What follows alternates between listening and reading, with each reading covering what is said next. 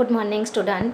મારું નામ ટેલર અમિતા છે અને હું એલપી સવાણી વિદ્યાભવન સ્કૂલમાં ફરજ બજાવું છું. મારો સબ્જેક્ટ ગુજરાતી છે અને આ મારો સેકન્ડ વિડીયો છે. ફર્સ્ટ વિડીયોની અંદર આપણે શીખી ગયા કે આવી 2 લાઇનની નોટમાં કઈ રીતે લખાય. એક કાવ્ય શીખી ગયા માતૃભૂમિ અને એના સવાલ જવાબ જે મેં તમને આપ્યા હતા એ તમે લખ્યા હશે. આજે હું તમને શીખવાડવા જાઉં છું સ્વર અને વ્યંજન. તો સ્વર કોને કહેવાય? તો સ્વર એટલે એવા મૂળાક્ષરો હોય છે જે પોતાનામાં પોતે સ્વતંત્ર હોય છે. એની સાથે કોઈ પણ બીજો વર્ણ ઉમેરાયેલો હોતો નથી. તો સ્વરમાં કયા કયા વર્ણ આવશે? ફર્સ્ટ આવશે અ, આ, હસ્વઈ, દીર્ઘઈ, હસ્વઉ, દીર્ઘઉ, રૂ, એ, ઐ, ઓ, ઔ, અને અહ. આ જે શબ્દ છે એ સ્વર છે અને આ સ્વર પોતે પોતાનામાં સ્વતંત્ર છે. એની સાથે બીજો કોઈ પણ વર્ણ ઉમેરાયેલો નથી, જોઈન થયેલો નથી. હવે આવશે વ્યંજન. તો આપણે વ્યંજન કોને કહીશું? વ્યંજન એટલે એવા મૂળાક્ષરો છે કે જેની સાથે બીજો એક વર્ણ ઉમેરાયેલો છે અને 2 વર્ણ ભેગા થાય અને પછી એ આખો એક વર્ણ બોલાય ત્યારે એને વ્યંજન કહેવાય. તો વ્યંજનમાં શું શું આવશે? તો ફર્સ્ટ આવશે ક, ખ, ગ, ઘ, ચ, છ. પછી આવશે જ, ઝ, ટ, ઠ, ડ, ઢ, અણ, ટ, થ, દ, ધ, ન, પ, ફ, બ, ભ, મ, ય, ર, લ, વ, શ, શ, સ, હ, અળ, ક્ષ અને જ્ઞ. આ છે આપણા વ્યંજનો જેને આપણે કક્કો તરીકે ઓળખીએ છીએ. હવે આની અંદર બીજા 3 વર્ડ એવા છે કે જે નથી કક્કામાં આવતા અને નથી સ્વરમાં આવતા. એ 3 મૂળાક્ષર છે ત્ર, રૂ,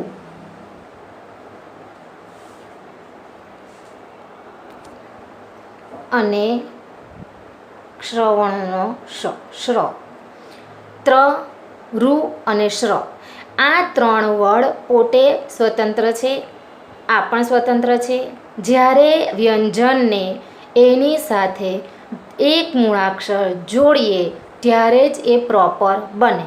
એક્ઝામ્પલ તરીકે વ્યંજન પ્લસ સ્વર બરાબર વર્ણ. તો વ્યંજન છે ક, તો ક. હવે હું જ્યારે ક, ખ, ગ, ઘ, ચ નું ઉચ્ચારણ કરું છું ત્યારે એ શબ્દની પાછળ અ બોલાય છે. જો હું અ વગર ક બોલવા જાઉં તો બોલાય ક, ખ. તો એવી રીતે આપણે બોલવાનું. તો આપણે કઈ રીતે બોલીશું? તો પહેલો છે ક પ્લસ અ બરાબર પ્રોપર ક. હવે આ ક ને આ ક સેમ છે? ના. આ મૂળાક્ષર ખોળો છે એટલે એને અડધો છે એટલે એને નીચે આ કરવું ખૂબ જ ફરજિયાત છે. આ ખોળો છે, હાફ છે, એની સાથે અ જોડાયેલો છે બરાબર ક. આ છે આપણો કમ્પ્લીટ વર્ણ એટલે અહીંયા પૂરો થાય છે ક. જો હું લખું અહીંયા કા તો મારે કા બોલવા માટે પણ પાછળ આનો ઉચ્ચાર થાય છે એટલે આ શબ્દ પ્રોપર આવી રીતે જ બને છે કા. હવે કા હોય, કી હોય કે કુ હોય, શબ્દ હંમેશા એ ખોળો જ આવશે. એટલે કા વત્તા આ બરાબર પ્રોપર કા. અહીંયા કા વત્તા આ બરાબર કા બોલાય છે.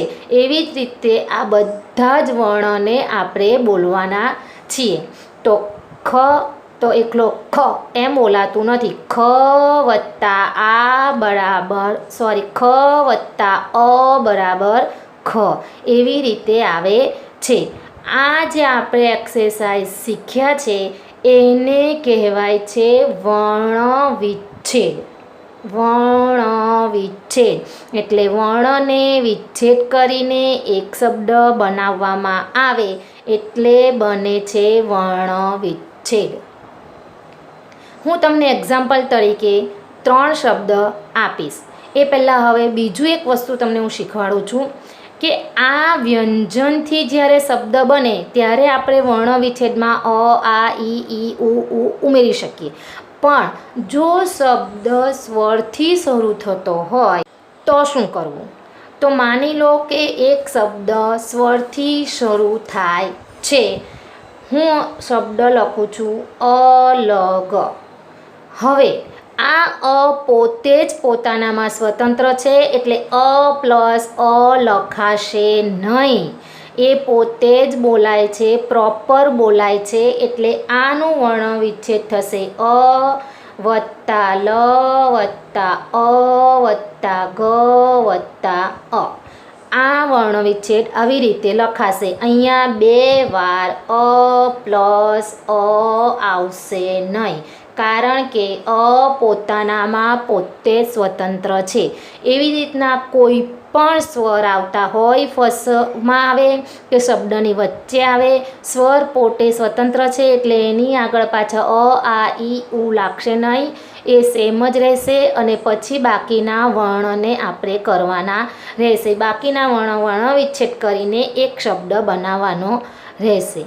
હું તમને એક થોડાક એક્ઝામ્પલ આપીશ, એ તમે જાતે બનાવશો. આ શીખવું ખૂબ જ ઇઝી છે અને તમને એક વખત સમજ પડી જશે તો તમે એને ખૂબ જ આસાનીથી કરી શકશો અને તમને આ એક્સરસાઇઝ કરવામાં ખૂબ જ મજા આવશે.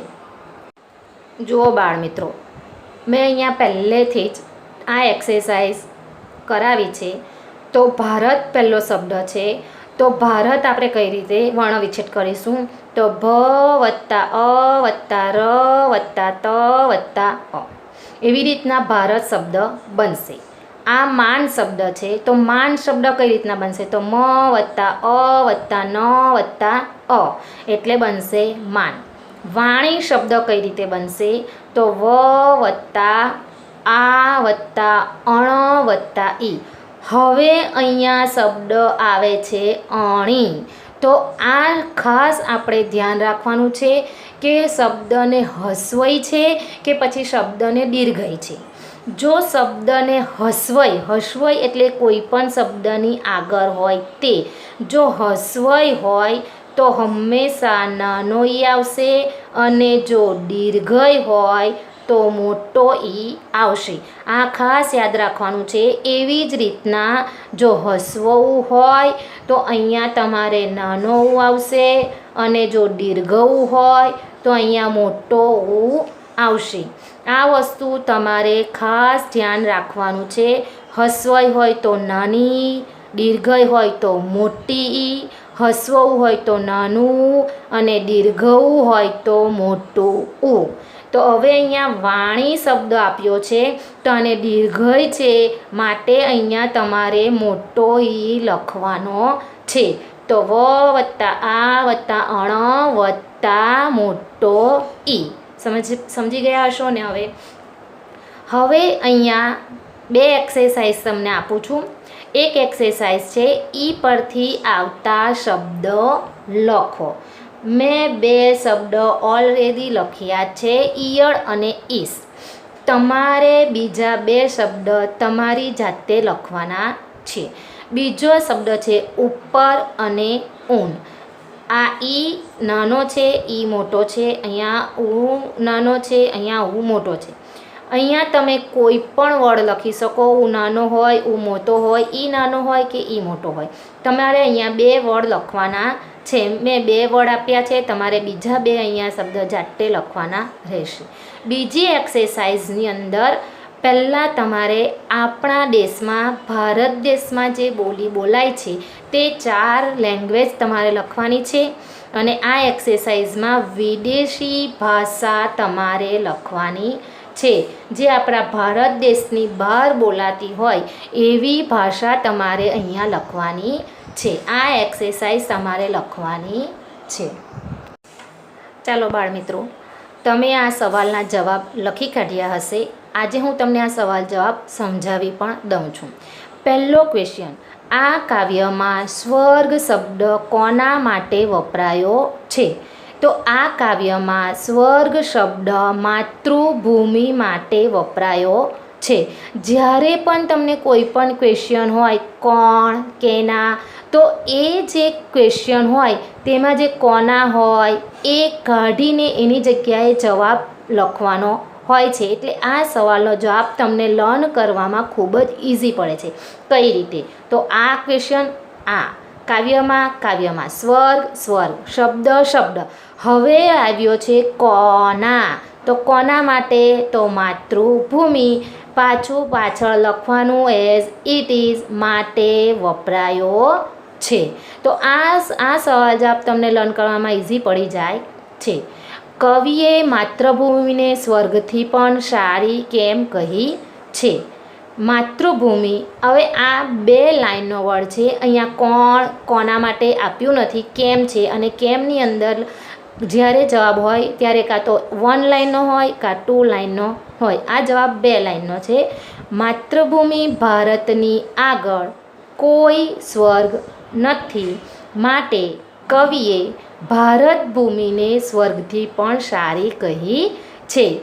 ભારત ભૂમિ એ આપણી સ્વર્ગથી પણ સુંદર છે એટલે કવિએ એને સ્વર્ગથી સારી કહી છે. થર્ડ ક્વેશ્ચન, આપણા દેશમાં જાતિ અંગે કેમ ભેદ નથી? તો મેં તમને કાવ્યમાં સમજાવ્યું છું કે આપણે ઘણી બધી જાતિના લોકો અહીંયા વસીએ છીએ, છતાં પણ અમારામાં એકતા છે, માટે ભેદ.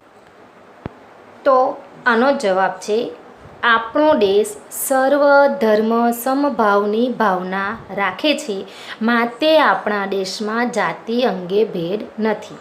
આનો મતલબ એવું થાય છે સર્વ એટલે બધા, ધર્મ એટલે આપણો જે ધર્મ હોય છે તે, અને સમભાવના એટલે દરેક વ્યક્તિ પોતાના ધર્મ પ્રત્યે અને બીજાના ધર્મ પ્રત્યે પણ સંભાવનાની ભાવના રાખે છે, માટે આપણા દેશમાં જાતિ અંગે ભેદ નથી.